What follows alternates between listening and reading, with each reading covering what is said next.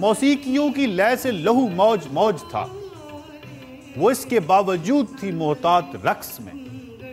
औरत और नाच, हमने एक दूसरे के साथ इनको नत्थी किया हुआ है। क्यों?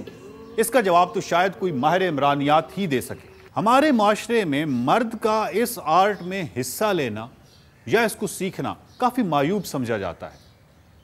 भला ये क्या बात हुई, मर्द हो के नाचते हो? ऐसे लगता है जैसे हमारा मुआशरा मर्दों के अंदर हसासियत, लतीफ़ जज्बात या सल्बी खुसूसियात ख़त्म करने के दरपे है। मैं आपको बताती हूँ, कथक जो मैंने किया है वो मर्दों का रक्स है। वो शुरू हुआ था मर्दों से। हमारे जितने बड़े उस्ताद हैं मर्द हैं, वो तो बाद में औरतों ने आके कथक में हिस्सा लिया। शुरू में काफ़ी पूछा जाता था कि आप डुएट करेंगे या आप गेटअप, लेडीज़ गेटअप करके करेंगे, या आप क्या, इस तरह के बहुत सवाल पूछे जाते थे। और ज़्यादातर वो उनका यही होता था कि मतलब ना ही करें। हमें तो पता ही नहीं है कि रक्स किसके लिए। हाँ, इस हद तक इग्नोरेंट हैं कि अगर कोई मर्द खड़े होकर कथक करेगा इधर इस माशरे में तो कहेंगे हाय हाय नाचा, ये क्या कर रहा है, ये क्या कर रहा है, ये तो मर्दानगी है ही नहीं इसमें। ज़ाहिर बात है, शुरू में तो काफ़ी प्रॉब्लम्स हुई। सबसे पहले तो घर से स्टार्ट होती हैं कि उनको पता नहीं था कि मतलब क्या हो रहा है, ये क्या सीख रहा है। बस ये पता था कि बस घुंघरू पहन के कोई डांस है जो ये सीख रहा है और पता नहीं क्या उसका होगा। हसास तबीयत के लोग, और मैं उनको कहती हूँ बड़े नफीस हैं, बड़े सॉफ्ट हैं।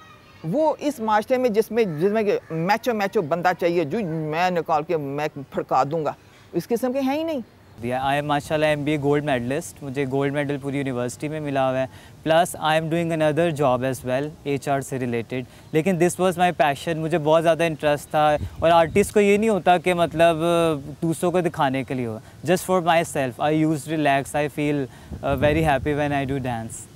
जो रक्स आप किसी को दिखाने के लिए नहीं ना कर रहे, वो असल रक्स है। जिधर वो आंसर आ जाता है कि मैंने दिखाना है या मैंने पैसे कमाने हैं या मैंने लोगों से वाहवाही लेनी है, वो फिर रक्स नहीं रहता। कुछ देर बाद जैसे मुबहम से हो गए थे सब अहले कबाओ अहले खराफात रक्स में।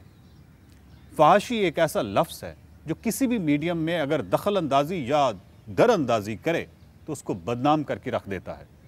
नॉवल में भी आप फहाशी का फैक्टर या सेक्स से रिलेटेड कुछ भी लोगों की अटेंशन गेन करने के लिए उनकी अटेंशन डाइवर्ट कर सकते हैं, ठीक है, through your words, through your expression of writing, ठीक है। इस तरह रक्स में भी है। रक्स में भी आप एक पॉजिटिव मैसेज दे सकते हैं, ठीक है, अपने एक्सप्रेशंस के थ्रू, अपनी बॉडी लैंग्वेज के थ्रू उन्हें पॉजिटिव बॉडी लैंग्वेज दिखा सकते हैं, ठीक है। ये आप पे डिपेंड करता है कि आप किस तरह से उसको परस्यू करते हैं, किस तरह से नरेट करते हैं, किस तरह से एक्सप्रेस करते हैं, राइट। बहुत ऊंचा मकाम पे ले जा सकता है रक्स। तो वो तो बड़ा, यानी कि डिपेंड्स कि आप उसको किस तरह इस्तेमाल करना चाह रहे हैं, उस किताब में क्या लिखना चाह रहे हो। रक्स भी एक किताब ही है ना, उसमें आप कौन सा मैसेज देना चाह रहे हो रक्स के थ्रू। फॉर एग्ज़ाम्पल, अगर स्टेज के ऊपर मैं एक रक्स के थ्रू ही ये मैसेज देना चाहती हूँ कि हर किसी को सच बोलना चाहिए, तो ये अच्छा मैसेज है ना।